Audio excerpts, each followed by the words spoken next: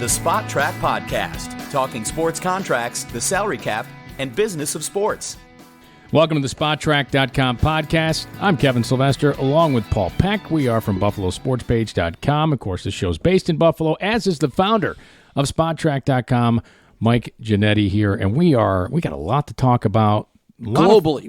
This is a global show. We're going to go to the West Coast to start this show off. That just shows you how global this show is. Well, that's national, like global. If someone's listening to us in Japan, well, right. Which I'm sure Spot Track's web traffic somehow bounces off something in Japan and makes its way back here anyway. So it is global. Well, we'll have to get it dubbed in subtitles. Matter of fact, I did a corporate video recently for somebody, and they had a guy dub it over in Portuguese. So nice. I'll show it to you boys. Nice. Where I'm talking, but it's in Portuguese. You're not bilingual, no?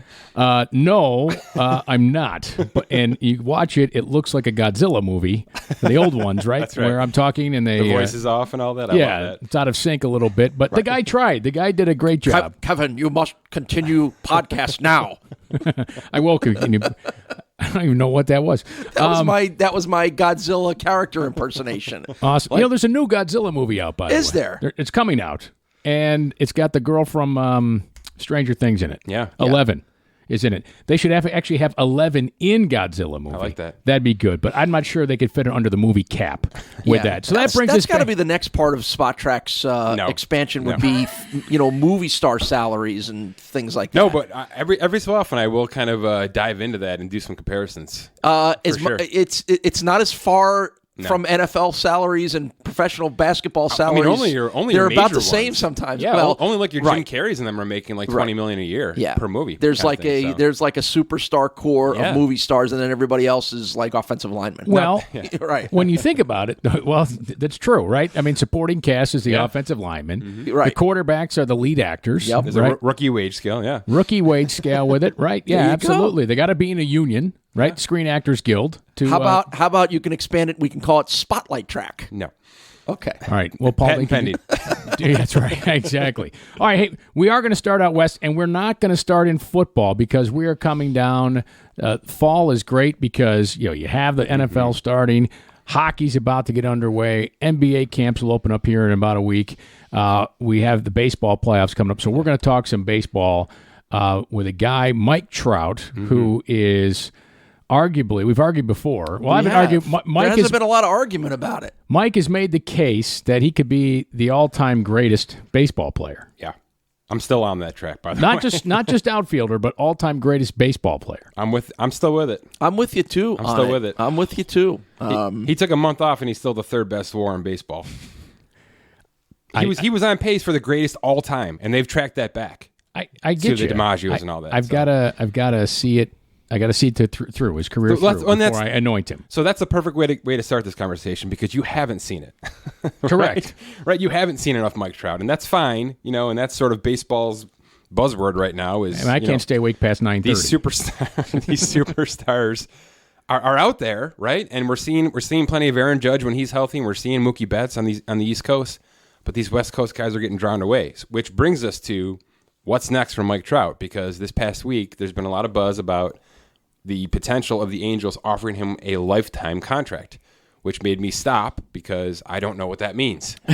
And I've been doing this my for first thought is years. it a lifetime contract until he dies, or is it like my washing machine, which is like a 6-year lifetime contract? I've spoken to some people, and I've read a lot here because that was my thinking too. And there are people that think either. There are people that think that this potentially does have what we discussed with Aaron Rodgers, which could have some team allocation, some retirement money, all of that built in. And I'm here to say no way. Well, I'm here to say no way. There have been lifetime contracts in sports before. To what degree? Beyond playing days? I mean, we're talking beyond playing days here? Because then that kind of gets into an odd salary cap situation as well, too. I want to say they're like a lifetime personal services contract. Right. right? So it's outside. I mean, maybe it's after the player. Didn't Jim Kelly have something like that? Doesn't he have something like that with the Bills? I mean, he's an employee. He's just a consultant now, or what? He's like an ambassador. I mean, again, Mike, whenever those things come up, the first thing you hear is, well, wait a minute, if you can't pay him minimum salaries for the next 10 years and then pay him some ridiculous amount in retirement because that's circumventing the cap, essentially. That's right. So there's always that's probably why we don't ever really talk or hear much about these. Here's my initial take. I'll give you a hot take right off the bat, and then we'll go from there. My initial take is... Listen, Jordan and LeBron have lifetime contracts with Nike. All right, that's different. That's outside of the sport, right? And that could easily be a part of this, right? It could be some sort of establishment that they set up. But look, at Mike Trout's going to make $150 million by the end of this contract, right? He's 27. He's got 2 years left. So let's just say it's a 10-year deal, right? And sure. He's 29 going to 39 on his next contract, right? He's going to make $350 million in that contract, right? Sure. That's $550 million. What else do you need when you're 60 years old, right? I mean, he wants enough to be able to buy the Eagles when he's done. Exactly. I mean, I just want enough to buy an Eagle. All right. The AMC Eagle car, not even. I've got some really nerdy stuff for 10 a.m. Nerd moments. Because I really did my homework on this because I was very intrigued by this buzzword, this lifetime word, right? Here's the thing. If it's the Angels in Los Angeles, Anaheim, and they're offering this, California state labor laws basically say, any contract past 7 years, the employee can opt out. Any. So these hockey contracts of 8 years out there. Right. You can opt out after 7. Legally, bound by California labor law. There's a law. So you can sign him to a lifetime contract, but if he doesn't like where things are after 9, he can get the heck out of there. That's fascinating. He can literally opt out of any kind of personal employment contract. So I started to do more research. What other states have this? New York doesn't have an actual number on it, but they firmly do not allow a lifetime contract. You have to have an end date on a contract in New York State. There has to be an endpoint. Well, and there's no until you die, essentially. Well, New York's also a right to work state too. Sure, exactly.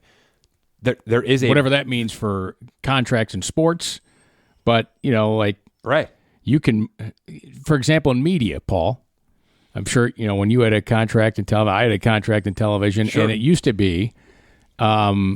You couldn't go somewhere. Yeah, couldn't like go the to non-compete part. That's right. Yeah, yes. You couldn't accept a competing offer that increased your position or salary because of a non-compete, but they've been ruled illegal in New York State. That's right. In media-wise. So now it's like, hey, I'm going to go across the street, whatever. That's right. That's a hint. All right, anyhow, go ahead. So just to finish this point, there is one state currently that I know of. I didn't get across the board here, but one major baseball state that allows lifetime. They actually say you're allowed a lifetime contract, and it's Illinois.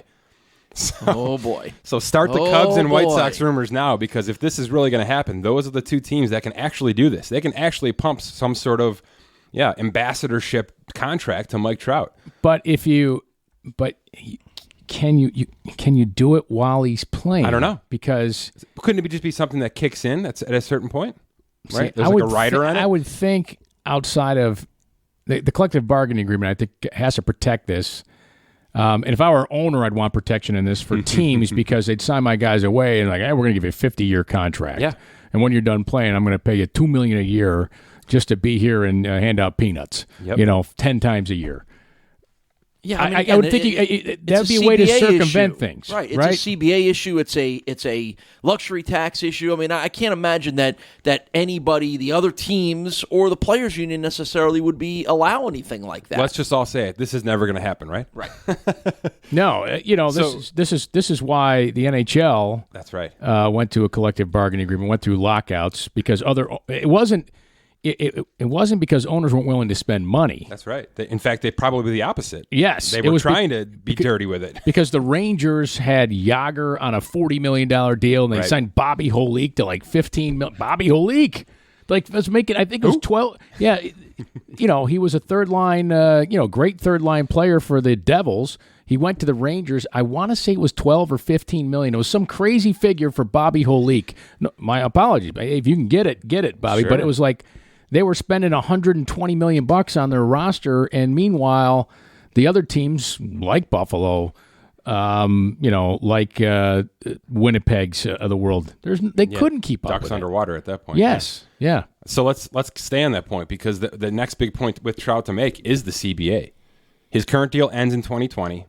The CBA expires after 2021, right? So there's a 1-year gap, but there's a lot of talk that baseball wants to get rid of this luxury tax, that they want to open it up and become NBA, NBA money. They want the NBA money, essentially. They're a global sport, right? And they've got huge fan bases out, down south, out west, wherever these players are coming from, because it's a large majority now.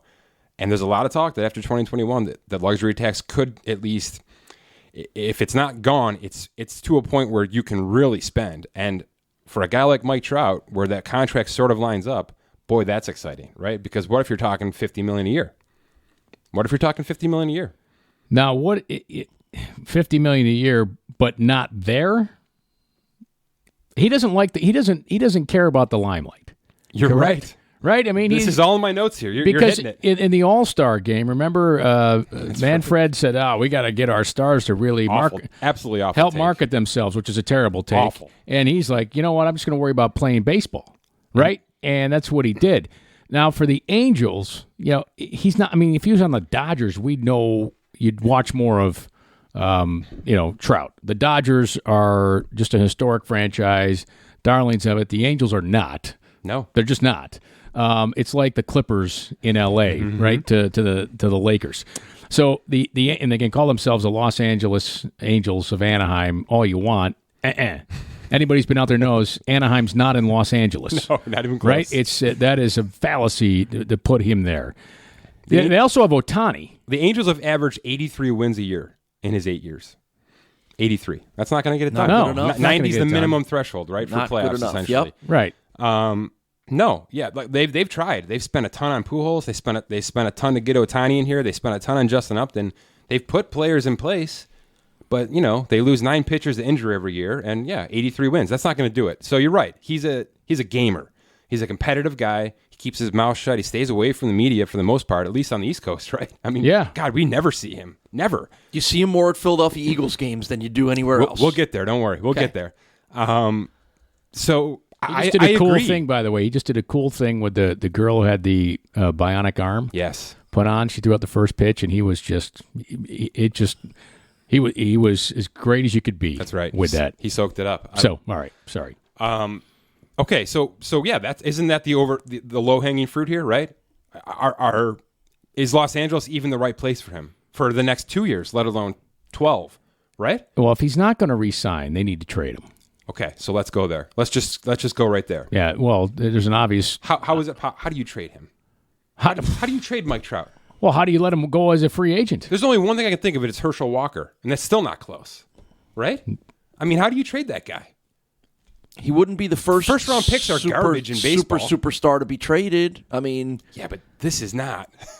I mean, you're right. You're trading the greatest of all time. Arguably. Maybe I'm just become immune to the fact that anybody and everybody can get traded. I mean, this is Mike Trout at age 27. No, I with got a you. 10 WAR who averages 40 doubles, 35 home runs, and 120 RBIs a year. And he's the best defensive outfielder. Yeah, they're not going to trade him until the final year of his deal. But my question is, how do you even do it? Well, I'm just what do you give up for a guy like Mike Trout? Oh. That keeps you relevant. You have to give up. That's the point. You're trying to go to a winning franchise here. I probably think you'd have to give up your top 3 prospects in your system. I think that's just the starting point. Yeah, well, and then you have to give an outfielder. You got to probably give some cash. I mean, I don't know. I don't know how you'd structure that deal. But if you're the Angels, my point is, I don't know if it's possible, Kevin. That's my point. Well, no, it is possible because if you're the Angels, right, you can't let him walk for nothing. But think about the unless you're in the mix, right? It's like Bryce Harper. But he's walking. So did Pujols. They walked for free. Well, I think Cardinals were point. different, though, weren't they? They had a chance to win. Yeah. With Pujols. Like, if the argument is this. All right, you got him for 2 more years. 2 more. Load up and try to win with him. But they've done that already. And it hasn't worked. Right. I'm with you. And this morning I got myself to, well, maybe they should consider trading him this winter. And then I stopped myself when I thought, this guy's untradeable, right? You'd have to completely blow up a franchise to get back what you wanted from Mike Trout. Let me ask you this. Would you entertain Bryce Harper for Mike Trout straight up? No way. They're not even close. Oh, I know they're not close. I did a deep dive this morning. It's not but even close. If you're the Angels, you're talking about what are you getting back? You need a star back or potential stars back. So are you saying they should sign Bryce Harper, the Angels, this offseason? Is that what you're saying? Because he's about to walk. Well, no. I'm just saying if you traded him. You're saying that's the level of player? I would think that's kind of the unless level. you trade him knowing that unless you sign Bryce Harper knowing that you're going to trade Mike Trout. Yeah, there you go. That's possible. I mean, to me, that's possible. The Angels might want to just trade one for one there in terms of free agency. Right. But, correct. Are you getting down the road here somewhere to the point of the Phillies? For sure. Okay. For sure. And I think they're all going to be there. Right. I think Philadelphia has a chance right now with the capital they have. I mean, they're a cash-friendly team. That's a big city, right? It's a big sports town. They've got all these kids who damn near got them to the finish line, right? They're out of it now, but they damn well got themselves into the postseason with just kind of kids throwing themselves out there and playing hard. They've got Machado. They've got Harper this offseason that they can make serious runs at. I don't know if they get one or both or either. It's very possible they get both this offseason.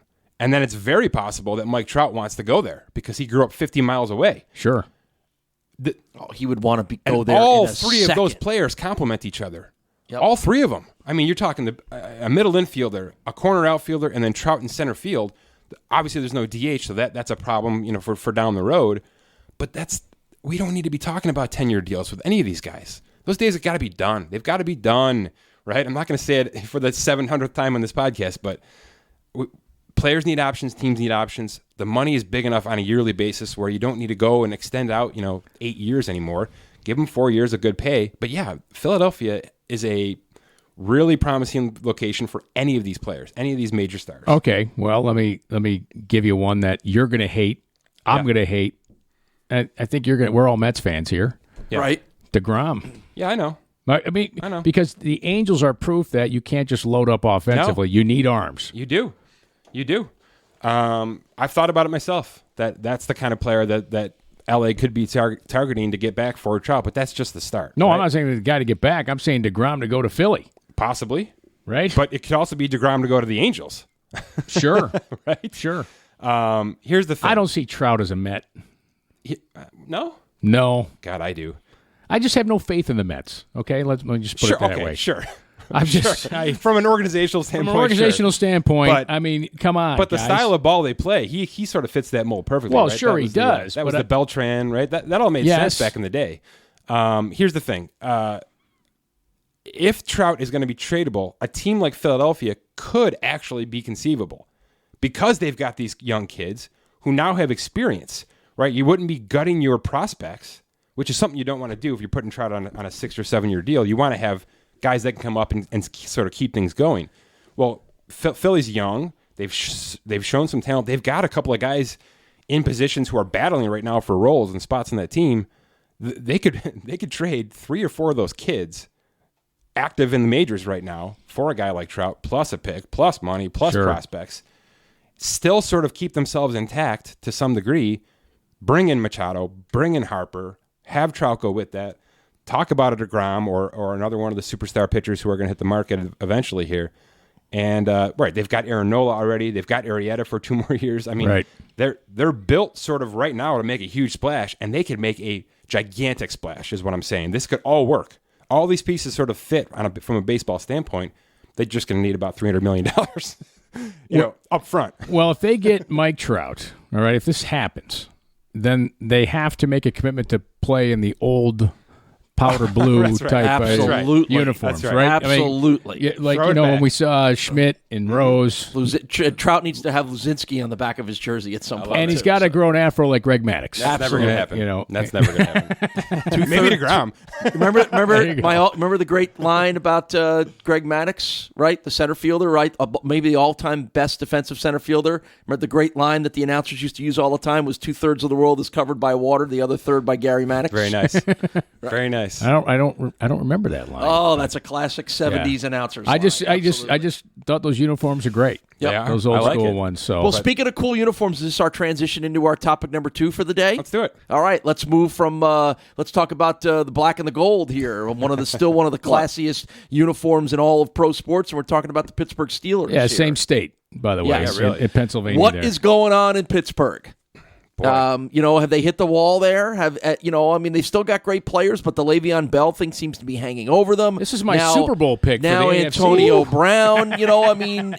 I think people overestimated how good their defense was going to be. The defense was awful last year after Ryan Shazier got hurt, and I think people thought they were just going to go back to what they were before, and they haven't, and their problems have been as much about defense as it has anything else, Mike. It has. I mean, that's certainly what's shown over 2 weeks here, but look, the dysfunction is really sort of surrounding the team, right? It's not even just what's on the field right now. Yeah, they're bad, and they're a tough watch right now. They're sort of figuring it out, and maybe they get to a point where they can win 8 or 9 games still, but they're not the Steelers of old. I think that's pretty clear. They've broken down that defense to the point where I think they're rebuilding at this point with that defense. And the absence of Le'Veon Bell, while I know many want to believe that James Conner is just going to be just fine, but he nor anyone is Le'Veon Bell. No, and that's the point here, right? This is a GM Steelers vendetta contract negotiation wall is what this is, right? This is something that they've got they're set in their ways with their contract structures. They will not guarantee your salary. They give you a bonus and say, that's it, get out of here, go play. And this is finally catching up to them. And that's the point here. That's the point. That's why I want to bring it on this podcast.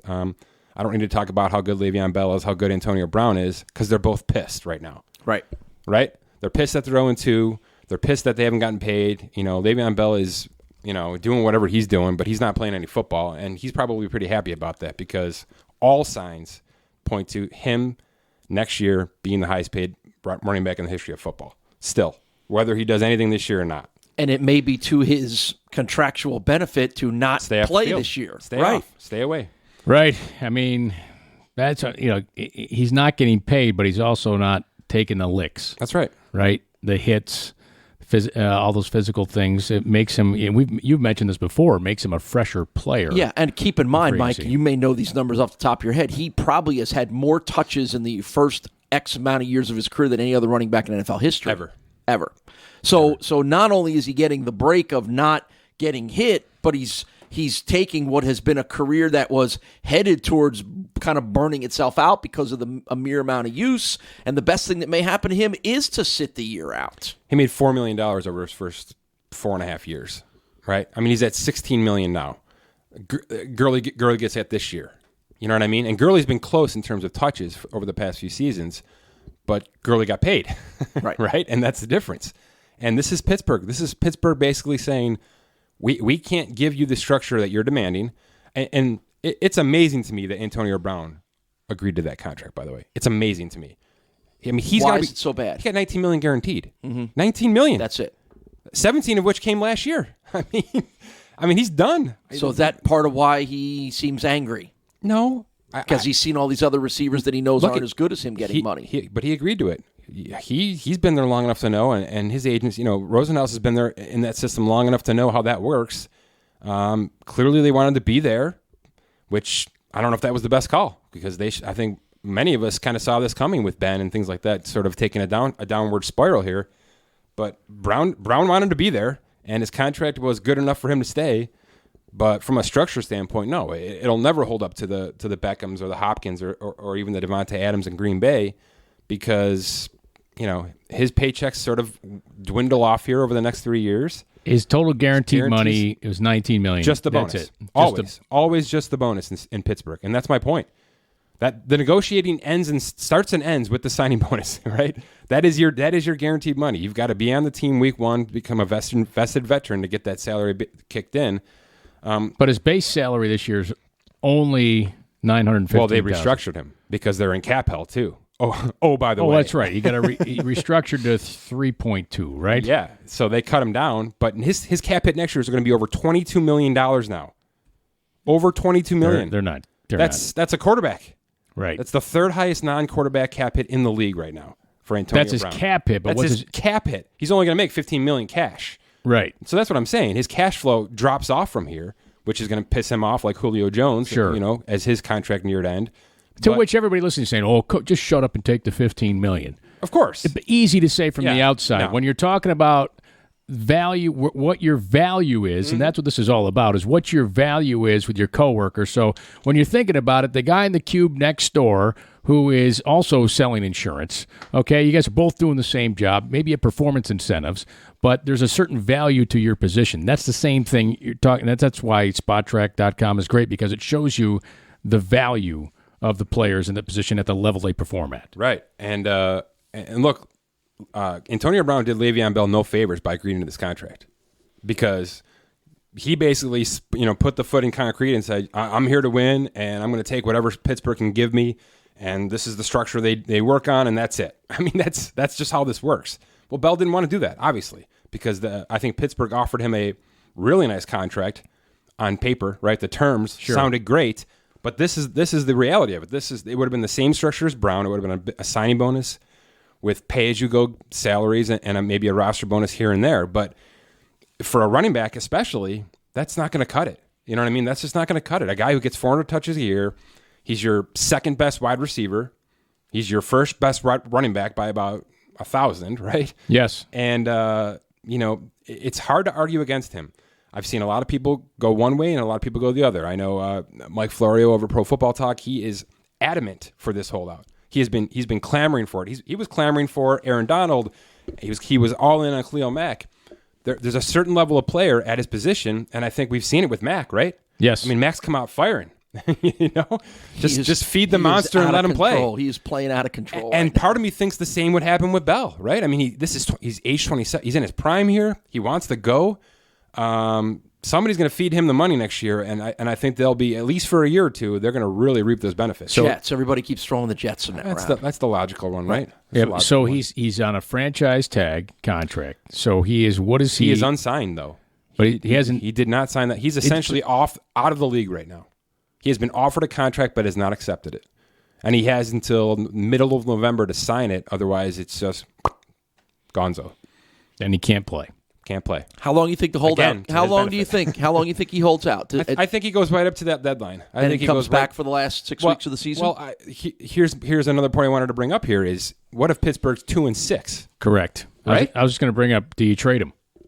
Well, I think that's probably the best move. I think Pittsburgh needs to lick their wounds here and say, all right, we've done some damage here, and it's showing on the field, right? I mean, yes. And he's going to walk anyway. He's going to walk. He's going to walk. Yeah. So now that question becomes much like with the Mac deal. You have to trade your assets for Le'Veon Bell, but you also have to figure out the contract situation. So if the Jets are willing to make a trade for Le'Veon Bell, we're giving you up a couple of draft picks, but we also have to get the contract negotiated. It's even riskier because no one's going to trade for him just for the last 6 weeks, right? They have to. It's even riskier. You can't extend Le'Veon Bell. Oh, you can't. After that July 15th deadline with the franchise tag, there's no extension for that year. So you've got to play him out. It will basically be a trade for 6 weeks of a guy. It will, and then hopefully there's a wink that we're gonna extend you when it's possible. So how do you negotiate? What are the Steelers are going to get a 5th round draft pick for that? It's not going to be much. No, it's not going to be much. But but look at it. A team. Week 6, Can you put week in 7. A trade, a contingency that if you re-sign him, we now get a 2nd round pick, or can you do that? I mean, that's interesting. If I'm the Jets, how am I negotiating that trade with the Steelers for Le'Veon Bell in November? If I'm the Jets, if it's a wink that I feel like I'm going to make him the offer that he wants to sign him, but I can't, and there's a chance I'm only getting him for 6 weeks, you're not giving up a 2nd round pick for him, but you would be if you're going to have him for the next 3 years. Let's not be naive here. If you make that move and you give up.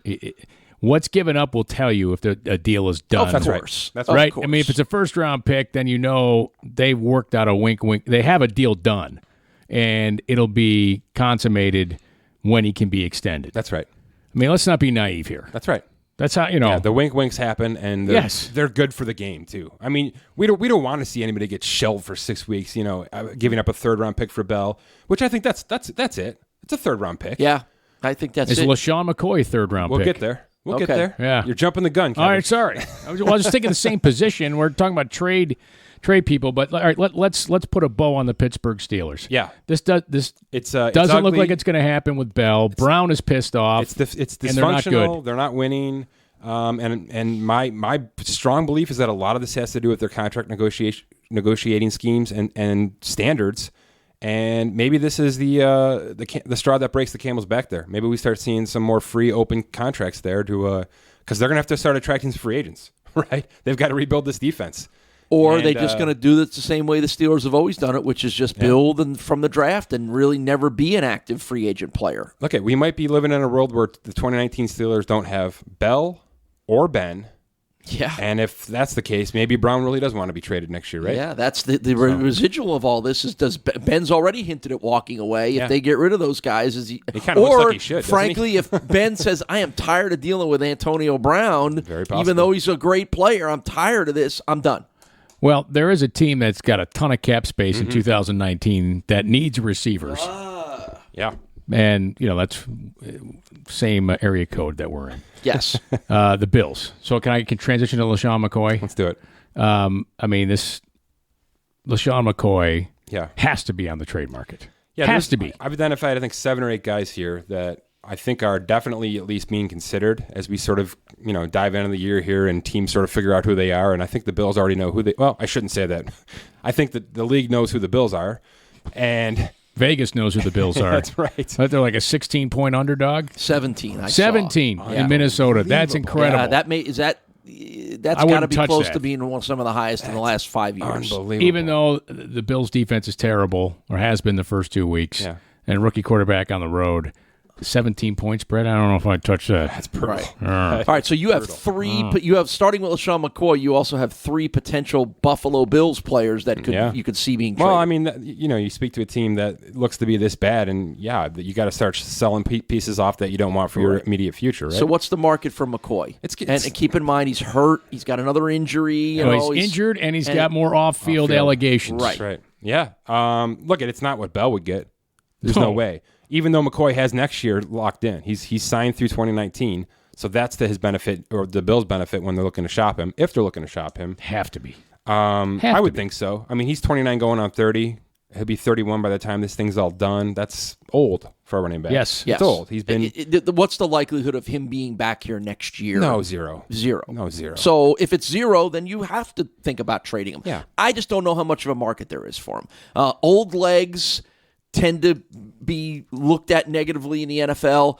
He has some baggage, as you mentioned, Kevin. Here he is with a rib injury again. He's played through a lot of that stuff, but to me, it's a mid-season injury for a contending team that loses its number one running back that says, what are we going to do? Our backup isn't good enough. Can we get somebody in here who can give us a month and a half worth of boost, and you're willing to give up a 4th-round pick for LaShawn McCoy? That's right.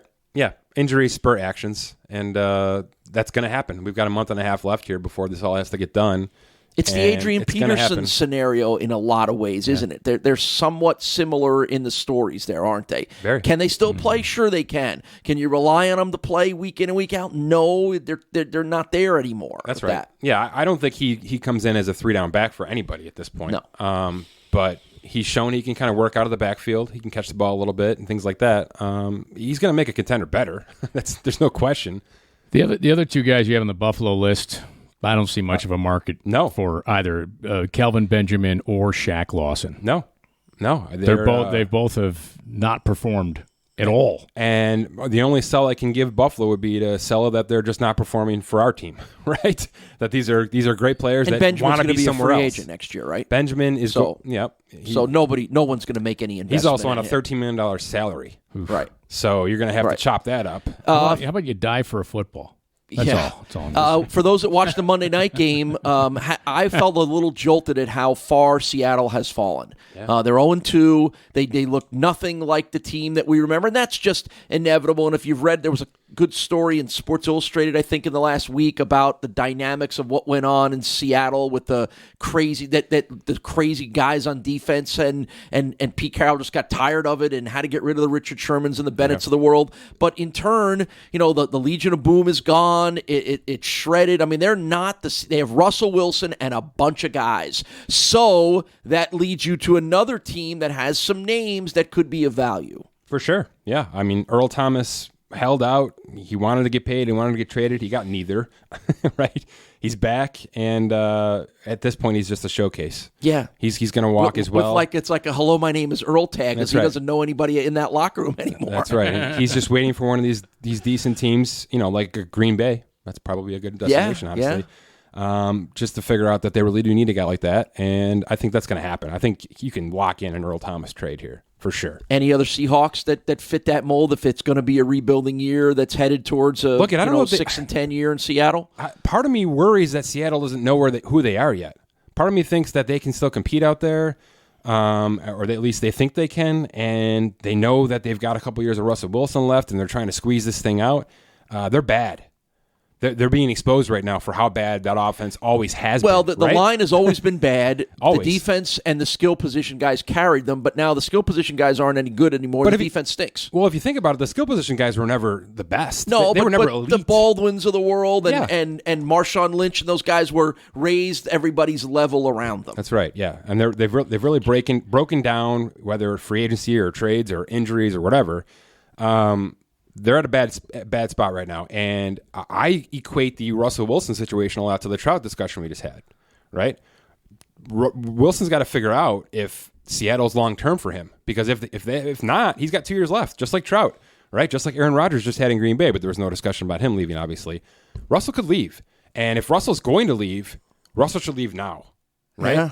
Russell should leave right now, because there's going to be franchises who are going to be flipping quarterbacks next year. A lot of them, potentially. Right. I mean, the big guys, the Giants with Eli, the Steelers with Ben. Phillip Rivers is only getting older here. There's a couple of franchises who are in decent spots outside of an aging quarterback who could use a 29-year-old Russell Wilson for the next 5 years and go. So Seattle could get some serious compensation and rebuild themselves by flipping Russell Wilson. So it's definitely something to think about. All right. I think we're headed towards a very intriguing quarterback situation coming in. And I'm going to combine this with a plug for the Spot Track app, because I was at dinner last night with the family and Ryan Fitzpatrick's name came up and somebody said, God, how much money has he made? So I went right to the Spot Track app and figured out that Ryan Fitzpatrick had made $58 million in his career. Yep. But here comes Fitz again. I would have thought it'd been more. Every 3 years, Fitz has a great year that gets him another 3 years. So now Fitz is lighting it up, back-to-back 400-yard passing games. Jameis Winston's got one more game on his suspension. What are they going to do? And you think that maybe the solution may be to put Jameis on the market? Well, I think he's probably already there. Yes. I would assume after he's probably been there all summer, to be honest, based on, just the off-the-field stuff. His inability to sort of take a hold of those reins out there and make this franchise better. And boy, look who's done it, right? I mean, it didn't take much, and it's just another piece to the conversation of these sort of middle of the road veterans who come into the right situation and just perform. That's all it takes, right? We don't need, we went through this age of quarterback where we needed these guys to be superheroes. Right? We wanted Cam Newtons everywhere in the league and these guys who could do everything and just sort of become the focal point. It's sort of like hockey with the goaltender, Kevin. We had that discussion where there was an age where, if you didn't have the second or third best goalie in the league, you were dead. And teams sort of built around that philosophy, and a lot of them fizzled out because of it. If you couldn't afford it or you didn't have an offense and defense to go with it, it's a balanced game. It's a team sport. And I love the Case Keenums, and I love the Nick Foles stories, and I love the Ryan Fitzpatrick, because it balances out everything, financially, production, everything sort of works out. Look, Fitz isn't just doing this on his own. He's making a back end of a career Deshaun Jackson look like he's the best wide receiver in football right now.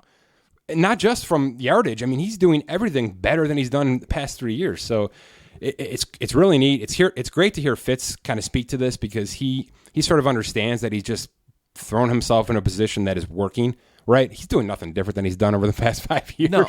You know, his arm looks great. Same thing happened with the Jets 3 years, a couple years ago. He had a year like that in Buffalo. He had a year like that with the Jets. Right, and he has a year like that, and he gets paid, and then he goes back to being who he is, which is a mediocre career backup that the rest of the league figures out, and then the other team is left with a bad contract, so they cut him, and somebody else picks him up because they're like, well, he's a good backup, and in case we need him. Yeah, but he might be, through the first 2 games, the most cost-effective quarterback in the National Football League, right? $3.3 million? It's not even close. I ran our best values for the first 2 weeks, and he's not even close, number one.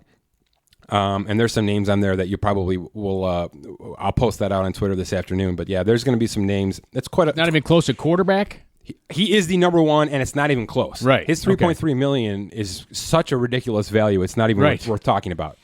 But don't you think, if anything, to get back to Winston here and the trade candidate, don't you think this is just a great reason for them to trade him? Right. Like before, it was because he wasn't maybe going to be the superstar they thought he was. Or he's got off-field stuff, but maybe we shouldn't care about that and just keep this guy because he's pretty good. But isn't Fitzpatrick now a reason to go out and say we don't need this guy anymore? Didn't the situation with Fitz and the Jets tell the Bucs everything they need to know? Yes, they should. But the Bucs were supposed to be the second worst team in football. They were bad. Yeah, but they're a bad team. But the world catches up to Ryan Fitzpatrick. It always does. But I guess so. Somewhere along the line, somebody has to say we can win with Jameis Winston. We have won before. Are we? Won what, though? Well, they haven't won with him. They've won games with him. They've had a winning record with him before. I mean, I don't know. I love Ryan Fitzpatrick. I know him a little bit from having covered him. He's one of the all-time great guys in NFL history. But he is what he is, and he has these spurts where he looks great, and then he goes back to being who he is. The Jets found that out by giving him a huge contract when the whole world told them, if Fitz isn't going to do that again, and you took away his good receivers. Remember, the Jets had Marshall and forget the other wide receiver that they lit it up with that one year. The name is escaping me. They had great receivers that year. And then they got rid of those receivers, and then Fitz went back to being the backup guy that you never really want to play. Well, here he is on another team with great receivers, and it'll go back to being that again. So be careful when you build around him, and even be more careful if you let a guy who has the potential to be a top-flight quarterback walk out the door. It's fair. It's going to be very interesting when $21 million comes up in front of their faces next March. Of course, we all know that has a factor in all of that. Because that's where we are. If this was year 2 of Jameis Winston, this isn't even a conversation. But this is year 4 going on year 5 with that option in place. And that's a lot of money for a guy who might be sitting on the bench. You thinking of Eric Decker? Yes. Okay. Thank you. It was Decker and Marshall were the 2 starting wide receivers with the Jets that year. Yeah. Look, Fitz went nuts. We know. We're sitting in Buffalo. We know what happens when you give Fitz $50 million and 6 weeks later you already want out of it. But I'm not saying do that. I'm not saying throw money at Ryan Fitzpatrick and make him your guy going forward. I'm saying he's the perfect placeholder right now to get yourself out of what might be a bad situation. Yeah, I agree with that. That's it. I mean, sometimes you got to move on, right? And how many? It's a lot cheaper to start over, is what I'm saying. You could throw $21 million for 4 years at a rookie quarterback. Correct. Right. And how much longer are you going to go with Winston? And this is not the first off-field and thing. his behavior accelerates that decision. I understand that completely. And listen, you have a quarterback who. This is what I love about Fitz. He's a gunslinger. Oh, right? He always has been. Yes. Which is also his downfall. But you know what? It's all or nothing with the guy, and I love that about him. But isn't that why this is working? Yes, it is. He's got 4 legitimate weapons. Yes. That just want to run all day. And this is perfect. You throw in Mike Evans' territory, Mike Evans goes up and gets much same thing with Jackson. With Marshall, and Decker was a little different, but it works. A 2 tight end set to keep him upright, and then just let him throw all day. It's fun to watch. By the way, high marks for how he came out in Deshaun Jackson. My gosh, that was amazing. That's an all timer. Just amazing. It's an all timer. All right. As we wrap up this podcast, we want to mention that you have a first half NBA contest, fantasy contest coming up at SparkTrack.com. Yeah, we did this with the NFL, and we got a great response. And hopefully the NBA fans come out of the woodworks here soon, because it's about that time. We're at a hockey preseason. We are going to do a hockey contest as well. So those of you that kind of follow hockey, here's how it's going to work with both of these sports. We're gonna do it first half, and then another one at the second half, just because it's such a long year and we want to kind of keep things active. But basically, you're going to create a free team. you're going to pick one player from every team in the league, right? So if we're talking hockey, you're going right down the line. You've got to fill out a roster based on positions that we've picked, and it's going to be pretty standard. We're going to use our value scoring, which means you're going to use their actual cap hit for the 2018-19 season. So you're going to have to keep your cap as low as possible, above the floor, below the cap limit, obviously. So you can't just draft LeBron James, Kevin Durant. Well, right. You can't go too high and you can't go too low. You can't just throw a bunch of rookies on your roster, and you can't just throw all the veterans, right? And you'll be scored based on how low your cap is. So we curve it that way. So hockey and basketball both coming in the next couple of weeks here. 30-man rosters for each, and hopefully we'll get a good following. We're going to give away some cash prizes at the end of the half. Next week, you're going to have to update me on how I'm doing with my football team that I entered. I will. You entered that? I did. Like you're part of the really show. hard. It's all right. It is hard to do. It was really, Anyone who really wants to take the hard time to do it. Yeah, 32-man roster. To have to come up with one guy on every team was incredibly hard. See, that's a difference, with online media and traditional media. That's right. It's like any traditional media employees and families of other stations are not eligible. But I guess it doesn't matter on the internet. I didn't deem I do Paul it to a cap support expert, Spotrac. so he was through. I do it to no cap experts allowed, but we let Paul through. He didn't even get that I'm shot. so far from that.